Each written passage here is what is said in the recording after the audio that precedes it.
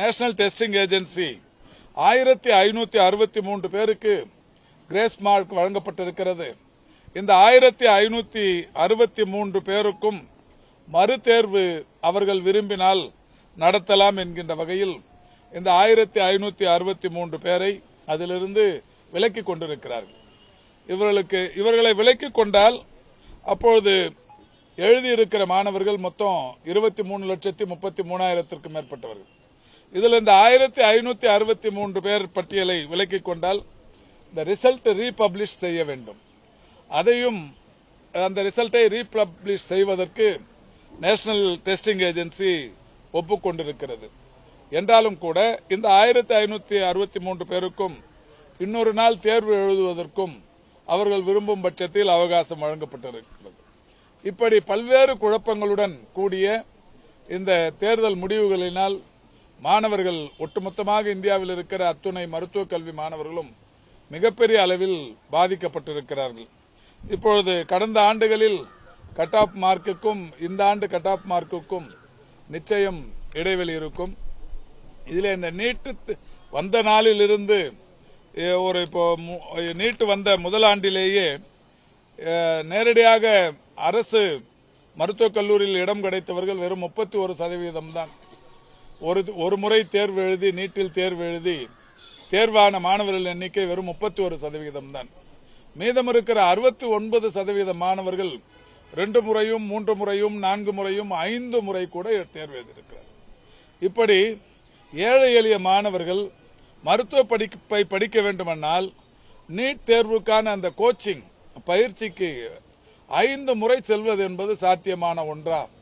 எவ்வளவு பணம் செலவாகும்? ஏழை எளியவர்களுக்கு இந்த மருத்துவம் என்பதே ஒரு மருத்துவ படிப்பு என்பதே எட்டாக்கனியாக போய்விடும். 31% என்பது அதிர்ச்சி அளிக்கிற விஷயம்.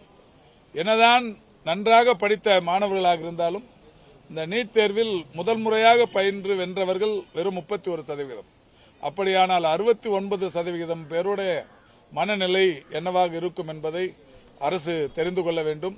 அதனால்தான் மாண்புமிகு தமிழ்நாட்டின் முதலமைச்சர் அவர்கள் தொடர்ந்து இந்த நீட் தேர்விலிருந்து விலக்களிக்க வேண்டும் என்று சொல்லியிருக்கிறார்கள். எல்லாவற்றிற்கும் மேலாக ஒரு உச்ச மோசடி ஹரியானா மாநிலம் ஃபரிதாபாத் என்கின்ற ஒரு இடத்தில் இருந்து மட்டும் ஒரு தேர்வு மையத்தில் இருந்து மட்டும் 8 பேர் டாப் லிஸ்ட் 100 என்று சொல்லுவோமே அந்த 100 முதல் மதிப்பெண் பெற்றவர்கள் என்று அறிவிக்கப்பட்ட பட்டியலில் 8 பேர் இடம்பெற்றிருக்கிறார்கள். அதில் 6 பேர் 720க்கு 720, மீது 2 பேர் 718 719 என்கின்ற வகையில் மதிப்பெண்களை பெற்றிருக்கிறார்கள். இது எப்படி சாத்தியமாகும்? இதில் எங்கே தவறு நேர்ந்திருக்கிறது? இதையெல்லாம் கண்டுபிடிக்க வேண்டும். நேஷனல் டெஸ்டிங் ஏஜென்சி இனிமேல் நாங்கள் இதில் தவறு நடந்தவர்களை கண்டுபிடித்து நடவடிக்கை எடுப்போம் என்கிறார்கள். ஆனால் நாம் சொல்வதே நேஷனல் டெஸ்டிங் ஏஜென்சியே தானே தவறு செய்திருக்கிறது. கருணை அடிப்படையிலான மதிப்பெண்களை தருவதற்கு நீங்கள் முடிவெடுத்த போது யாரிடம் இது தெரிவித்தீர்கள்? 23,33,000 மாணவர்களுக்கும் இது தெரிந்திருக்க வேண்டும் அல்லவா? நேர பற்றாக்குறை என்றால் கருணை மதிப்பெண் தரப்படும் என்கின்ற செய்தி இவர்களுக்கு தெரிந்திருக்க வேண்டும். நீங்களாகவே இந்த காமன் லா அட்மிஷன் டெஸ்டில் கிடைத்த ஒரு தீர்ப்பை கையில் வைத்துக் கொண்டு அது நீட்டுக்கு விலக்களித்து இந்த மாணவர்களுக்கு கருணை மதிப்பெண்களை கொடுத்து இவ்வளவு மாணவர்களுடைய மன உளைச்சலுக்கு இன்றைக்கு நேஷனல் டெஸ்டிங் ஏஜென்சி காரணமாக இருந்து கொண்டிருக்கிறது. எனவே இதற்கெல்லாம் ஒரே தீர்வு ஒன்றிய அரசு இனிமேலாவது இது ஏதோ தமிழ்நாட்டில் திமுக கழகத்தின் சார்பில் மட்டுமே நீட்டுக்கு எதிரான ஒரு முழக்கம் தொடங்கப்பட்டது என்கின்ற அந்த நிலையை கடந்து மறந்து இது இந்தியா முழுமைக்கும் இன்றைக்கு இது எதிரொலித்துக் கொண்டிருக்கிறது. நீட் தேர்வு எழுதிய 23 லட்சத்திற்கும் மேற்பட்ட மாணவர்களும் இன்றைக்கு ஒரு மிக மோசமான மனநிலைக்கு உள்ளாக்கப்பட்டிருக்கிறார்கள். எனவே இந்த நீட்டிலிருந்து விலக்களிப்பதற்கு நீட்டு தேர்வை ஒழிப்பதற்கு ஒன்றிய அரசு முனைய வேண்டும் என்று உங்கள் வாயிலாக கேட்டுக்கொள்கிறோம். இல்ல அந்த மாதிரி இல்ல, கருணை மதிப்பெண் பட்டியலில் அது மாதிரி இல்ல. கருணை மதிப்பெண் பட்டியலில் 720 அது வாங்கின மதிப்பெண் இல்லை. அது அவங்களுக்கு கருணை மதிப்பெண் கூட இந்த நேஷனல் டெஸ்டிங் ஏஜென்சி எந்த மாநிலத்திற்கு தர வேண்டும் என்கின்ற தகுதியை நிர்ணயித்துக் கொண்டுதான் தருகிறார்கள். கருணை மதிப்பெண் தமிழ்நாட்டுக்கு தரக்கூடாது என்பதில் அது அவர்கள் குறியாகவே இருக்கிறார்கள். இல்ல பெரும்பகுதி ராஜஸ்தான், குஜராத், ஹரியானா போன்ற மாநிலங்களை சேர்ந்தது. தமிழக மாணவர்கள் யாரும் அந்த கருணை அடிப்படை மதிப்பெண்ல அவங்க யாரும் 720க்கு 720 வாங்கல.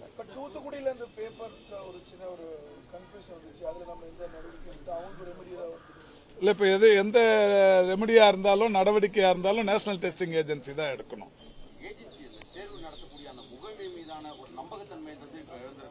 இப்ப இல்லங்க, இப்ப 2017 இருந்தே நம்பகத்தன்மை இழந்து போச்சு.